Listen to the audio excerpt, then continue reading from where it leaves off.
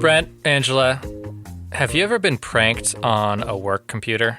Never. Never? Wow. No. One time, well, I'm ashamed to admit this, multiple times, I have left my laptop open in the office, and this, of course, led to, I'll call them pranks. Go on. Well, they were mostly, I'll say, kind reminders to lock my computer when I walk away from it. Kind reminders. Yeah, kind reminders that mostly took the form of emails to myself from myself.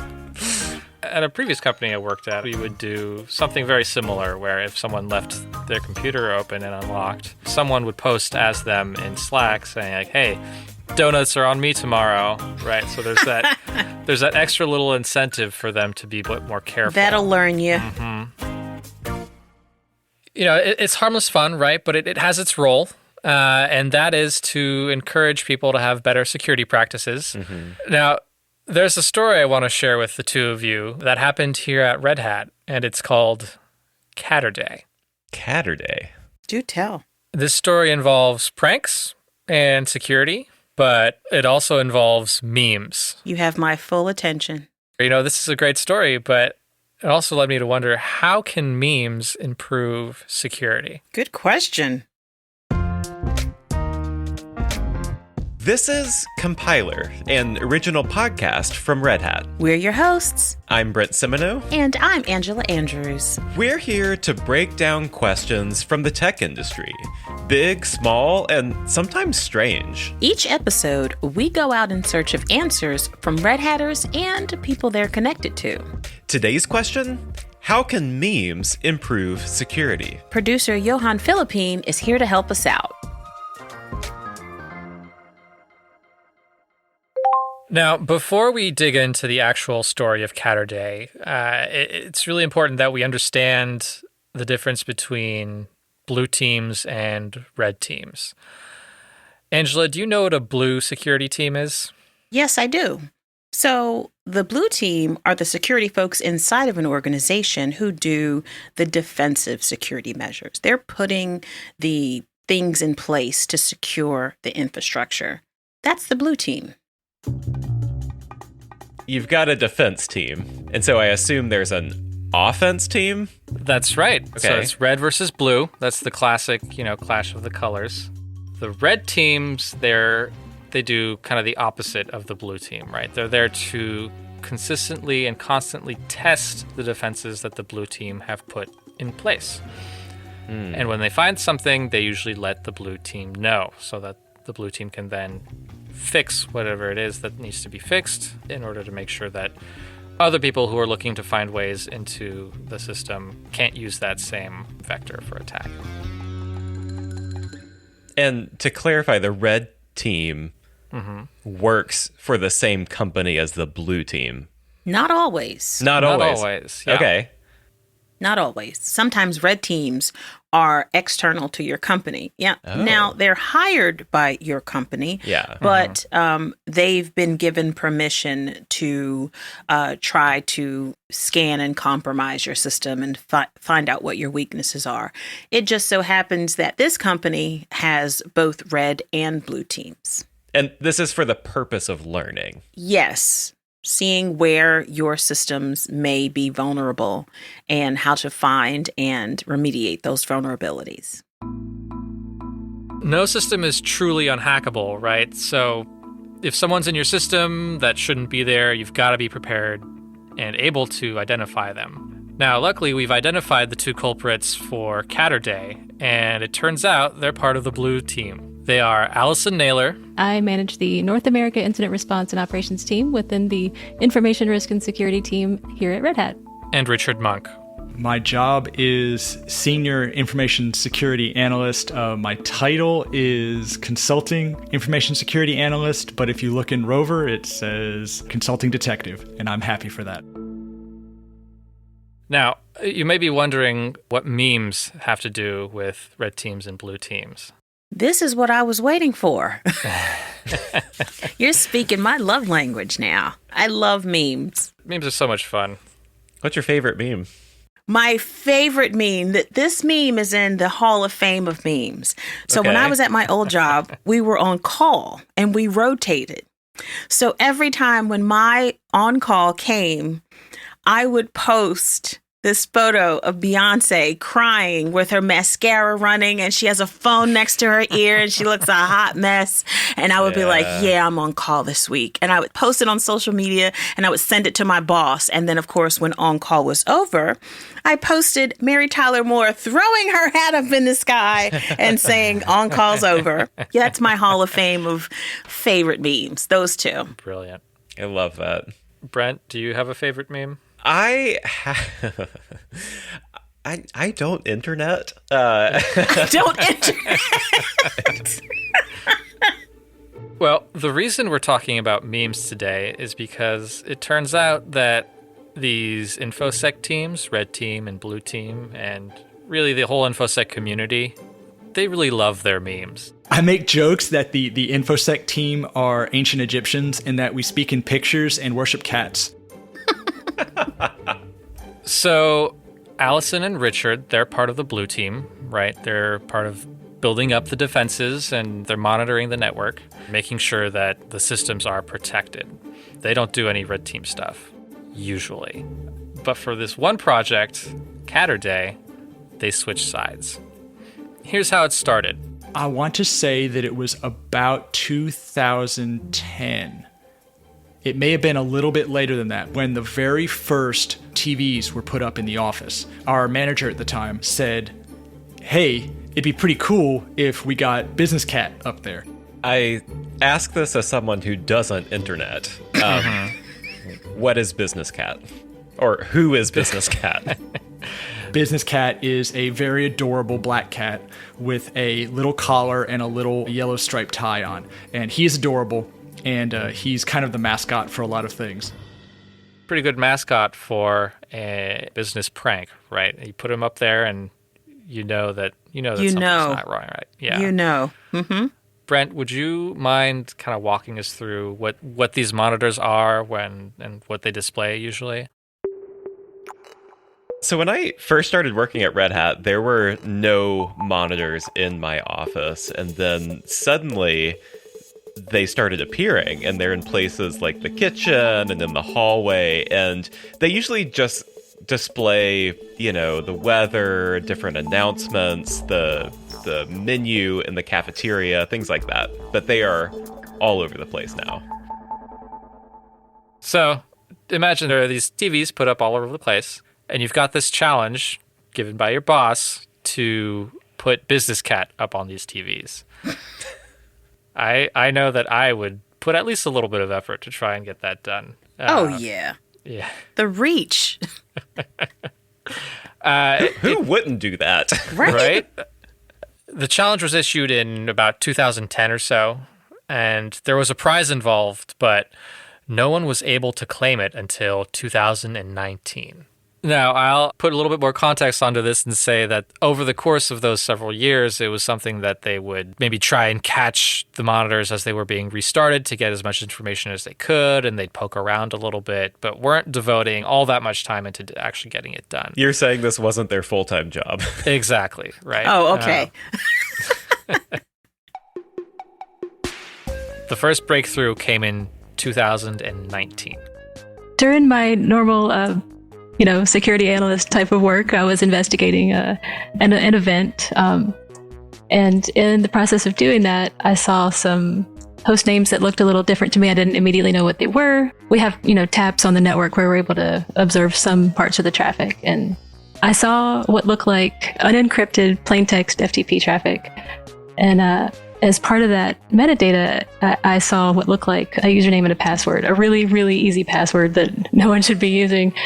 And I was like, no, that can't be. But I thought I would try it anyway.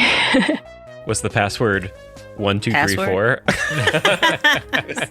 It turns out that someone hadn't changed the default password for what turned out to be kind of this mothership server in charge of this whole network of Red Hat Tower TVs, monitors, displays. Oh no. And so at that point, she remembered the challenge, the Business Cat challenge, and she thought, oh, I might be able to actually finish this challenge finally. Even though I was logged into this mothership, I couldn't actually interact with the contents too much, but I wanted to learn more about the other signs, how they were named, how they were on the network in our building in Red Hat Tower.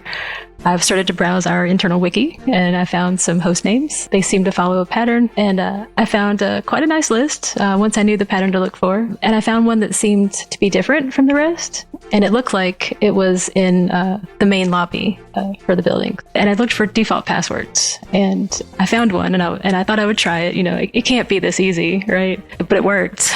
Unfortunately, the sign was pretty new, and I don't think it had been fully set up, so the default admin credentials absolutely worked for me. She got super excited. She went over to her teammate, Richard. She told him what she'd found. She said, okay, let's go downstairs. Let's take a look at this, and let's get Business Cat up there. We're sitting in reception, probably acting very sketchy. We told our front desk person, what we were doing, so she, wouldn't worry. We found a part of the interface that would allow you just to display any arbitrary image. You could just give it a URL, and it would display whatever you pointed it at. So very quickly, I went and made a little Business Cat meme myself, and I made it say, you should probably change your password, right, meow. Aw. Right, meow. Right, meow. They displayed it in the lobby in all of its glory. Richard took this wonderful picture of, it's got Business Cat in the background, and it's got Allison in the foreground kind of looking over her shoulder with this huge grin on her face, like, very satisfied with herself. Like another famous meme that I'm thinking about. Oh. Disaster Girl? Yes. Yeah. Internet. So they took the picture, and then they take it down because they're well aware that they're in this lobby of a prominent tech company with a huge screen that has doesn't look so good. Yeah, it doesn't look good for a tech company to have a meme in their lobby about changing passwords. So they take it down, and they go up to their boss, and they say, all right, we did it. Here's the proof. Now give us our prize. What was the prize? Well, apparently there was no prize at that point. What? Wait. Their manager said, oh no, this isn't good enough. That wasn't the challenge. The challenge wasn't to get Business Cat on one screen that was new, that wasn't fully set up yet. The challenge was to get Business Cat on all the monitors and displays and TVs throughout the Red Hat Tower. Oh. The plot thickens. And at that point, Allison and Richard, a little annoyed, say, all right then, challenge accepted. And, that's when they put on their work gloves. And I'm imagining this whole big montage of like an 80s movie. Their fingers go on the keyboard, they're typing away, there's code flying around. And really, that's when the real work began, right? And what follows is, well, it gets pretty technically hairy. I'll let Allison give us the details. We started to just look for everything that was accessible there, every part of it. And so we found some scripts that we thought we could maybe take advantage of. And so we were able to get an authenticated command injection vulnerability. Tell us what that is. The way I understand it is this allowed them to trick the system into giving them more permissions than they should have had. That allowed them to run commands as if they were administrators. Okay. We figured that needed to be a CVE, and we're going to have to tell them. We got to tell the vendor, but not right now because we're definitely going to get Business Cat on the screens. So we started to find some other things. We were able to get a shell on this mothership, and we started to examine the file system. We saw things like the temp directory. We could put programs there and run them. So we were able to do that. We were able to get ourselves an interactive shell, not just a reverse shell. And we really started to examine what we could find on that disk. Once you have shell access and administrative shell access at that, that's the money shot. Yep. They could put programs on there, and they could run them, and they were able to get themselves an interactive shell. And it's just, at that point, that's when they were really able to do some mischief. We found that there was a user in the sudoers file that could read everything. We found that there were some other users that could run some other utilities on the system, including htpassword, which can write out files in plain text as long as there's a colon present somewhere in the line. Conveniently, that also works for sudoers file. So we were able to exploit that to write a line into the sudoers so that we could make ourselves root. And now it's kind of game over from here, right? We have all the permissions we want. All right, I am a little lost here. What is sudoers? Sudoers is a file in the Etsy directory on a Linux system, and that file allows you to set permissions for other users. It gives you can set people's permissions. Okay. So imagine having access to be able to edit sudoers. Game over. You got the keys to the kingdom. So they have the keys to the kingdom, but it doesn't do them very much good unless they know how the system works. And we figured out that at one point in the scripts, there was a location where the files were downloaded and then they were moved into the cache. And so that was the point that we could insert something. So in the script, we inserted a single line that called our own script. Let's get our whiteboard out. Let's get the whiteboard out. Okay. Let's get the whiteboard out. Got it. Love the whiteboard. Let's draw a big old cloud at the top of the whiteboard. Got it. Okay. We've got some lines going up to the cloud. Yep. Okay. And along those lines, we're sending files. We're sending images. We're sending, menus, weather reports. These are the slides that I see, basically. These are the slides that you see every day. In the office, every day. They go up to the cloud server. That cloud server then sends the files down to a location and moved into a cache locally so that you don't have to keep loading them every time from the cloud, right? It helps you minimize the amount of internet traffic and the bandwidth that goes from the cloud to your local server. Okay. And then from that local cache, monitors and displays would pull the images that they would need and display them. And these are monitors in offices around the world, from China to San Francisco to Sao Paulo to... Wherever we have offices around the world that have this system and these displays in the offices, they're pulling from this cloud server.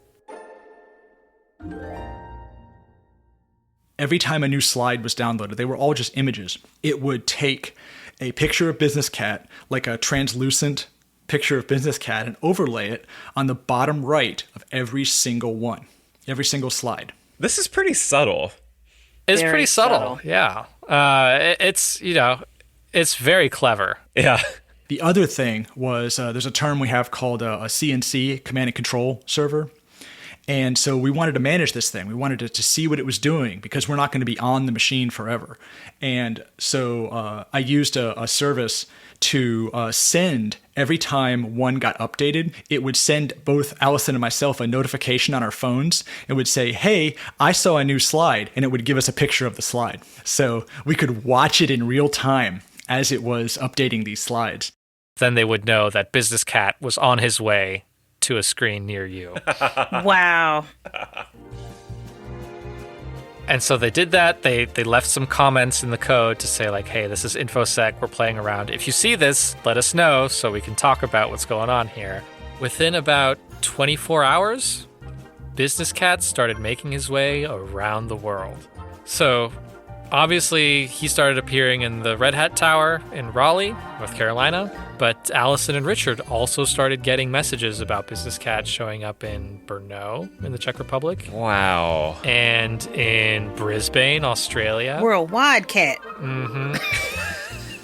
So after years of stalling, the challenge had finally been completed. That's awesome. Like, what happened? They were hoping that people would start noticing and, contact them right away. That's not really what happened. So people did start noticing it because it was all over the place. They'd talk about it and be like, is that Business Cat on the monitors? What's he doing up there? What's going on? And they would, they'd be sitting there in the cafeteria just kind of like hiding their faces and giggling into their coffees, playing innocent.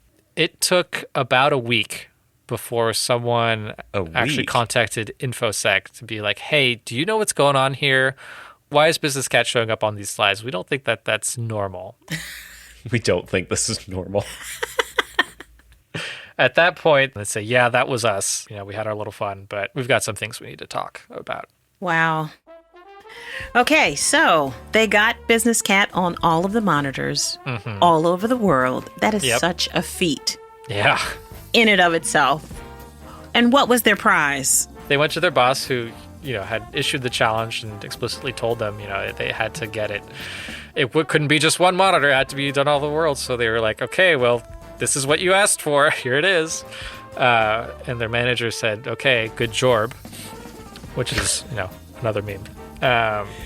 And then they ended up getting I believe it was a gift card of some sort as a reward for their efforts. But job well done. Obviously, this story and the street cred is much more valuable. I love this story. So today's question was, how can memes improve security? That's right. Johan, what did you learn from this story? Well, I learned that you can get some cats up on some screens at Red Hat, and the whole system becomes a little bit more secure. Let me trace out the logic for that a little bit more for you. Okay. Yeah, I'm sure people want to know what's the causality here, but yeah. Allison and Richard took extensive notes about what they were doing and the ways in which they actually got into the system. Okay, they documented their procedure. I actually wrote a report with all the problems laid out. Allison and Richard shared their findings with the rest of the blue team at Red Hat so that they could patch these vulnerabilities. For those that weren't Red Hat's responsibility, they disclosed the rest of the findings to the vendor. We did responsibly disclose our findings to the vendor because we wanted to help them fix those issues and prevent some bad actors from finding the same holes that we did. And, kudos to them for listening and taking us seriously. On the Red Hat side, the problems were those basic ones, right? Like plain text, unencrypted password on the wire that we were able to intercept. Using a very weak and easily guessed password. Some passwords hadn't been set at all on the newer equipment, so they still had the defaults, that admin default set up. Always change the default password. Yep. Okay. That's one of the easiest way for people to get in is they just try the default administrative passwords, and if you haven't changed them, they just have access to the system. One corollary to that is to make sure that you're not transmitting those passwords, even if they are changed, in a way that people can read them. Encryption. So using FTP is never good. Never good. If you're going to use FTP, then you use SFTP, where passwords and things aren't going over in clear text. And the S in SFTP stands for? Stands for secure. There you go. It is. That's lesson number 1, is just be very careful with your passwords. Yeah, password hygiene. Okay. Exactly. Step number 2 is to make use of the principle of least privilege. I could describe what that is. Angela, would you mind giving us what that means to you? Sure. So, the principle of least privilege means whatever user you are, you only have the privileges that you need to do your job. So everyone doesn't have to be root. You only get access to exactly what you need access to. So the principle of least privilege is my account only gives me access to do the things that I only need to do my job. Nothing more. Yep. Nothing more. So least privilege. Not everyone needs to have root access, which is basically the permission to change everything on a machine. Now, the third lesson is more of a human thing, and that's not to bypass security features for convenience. Wait, what do you mean by that? So, say, for example, there's a security feature that's put in place that's meant to protect a system. But it takes some effort to get around it or to get through it, right? It's just another layer of something that you have to do. A lot of the times, people will find that to be an inconvenience, and they'll find a way to get around that or to ignore it, right? And at that point, you're leaving the door open for someone to actually go in and do what that security was supposed to protect against. This is like when I leave my front door unlocked when I walk my dogs. Yes, Pretty much. Because it's really annoying. Slight inconvenience, but I find it annoying. The one example that Allison put in her report is that through various parts of the system, they also used curl-K, which is insecure mode, ignoring SSL. So we could have man in the middle there as well. those are the lessons, really high-level lessons as to what not to do. But you might be wondering, why is that important, right? Especially for a system of monitors and TVs in a Red Hat office. This is just the beginning. It's just the beginning, and even if you have access to just that system, there's still a lot of things you can do with it.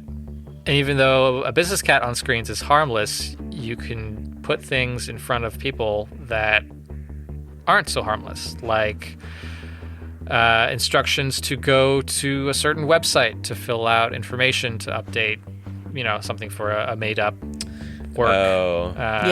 Work update, right? Say, hey, everyone, you're supposed to go and update your profile and update all your personal information, and it turns out to be a malicious website.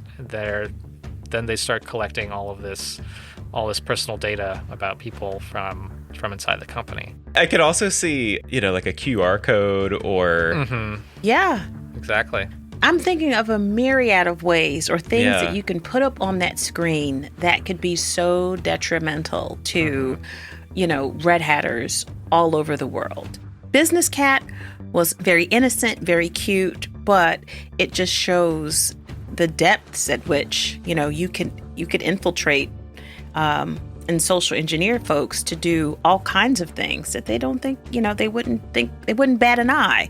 It's up on the monitors in our office. Of course it's legit, right? Mm-hmm. It's not like a USB stick you found on the sidewalk. Exactly. It's not just one person picking it up and sticking it in their computer. Now, I would like to reiterate at this point that it took, multiple years of people kind of poking at the system before they found a way in. There's no such thing as a perfect unhackable system. That's true. Yeah. But this one seemed to be fairly secure up until it wasn't, right? Up until they found that one little inch that they broke into and then kind of shimmied their way into the whole system. But look at what they learned in the process. The report that Allison wrote detailing the methods that she used to break in and get Business Cat on there, the things that she saw and learned along the way. Yeah. Yeah, they definitely learned a lot. But Johan, I'm curious about our original question. How can memes improve security? So I'm kind of curious how you're thinking about that. Are you not entertained? How? We've been talking about all these vulnerabilities that the blue team discovered, right? And I'm going to argue that it's thanks to the memes that these got found at all. I'm not sure that this challenge would have been completed if it hadn't been for that meme element. If Allison and Richard had just been given a challenge to break into the system, it wouldn't have been as fun, right? There's that little element of mischief, that element of humor that I really think gave them the motivation to see it through. So I'm sitting here with my mug of tea, alone at my table, and I'm proclaiming that memes can be a fantastic way to find security vulnerabilities. Changed my mind.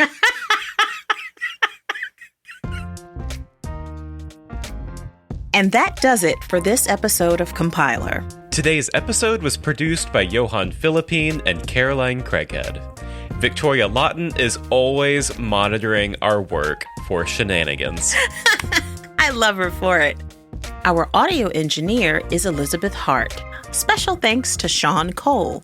Our theme song was composed by Mary Anchetta. Big thank you to our guests, Allison Naylor and Richard Monk, for sharing the story of Business Cat's big day at Red Hat. Our audio team includes Lee Day, Laura Barnes, Claire Allison, Nick Burns, Aaron Williamson, Karen King, Boo Boo House, Rachel Ertel, Mike Compton, Ocean Matthews, and Laura Walters. If you like today's episode, please follow the show, rate the show, leave a review, share it with anyone you know. It really does help us out. It sure does. Thank you so much for listening. We'll see you next time. All right. Bye, everybody.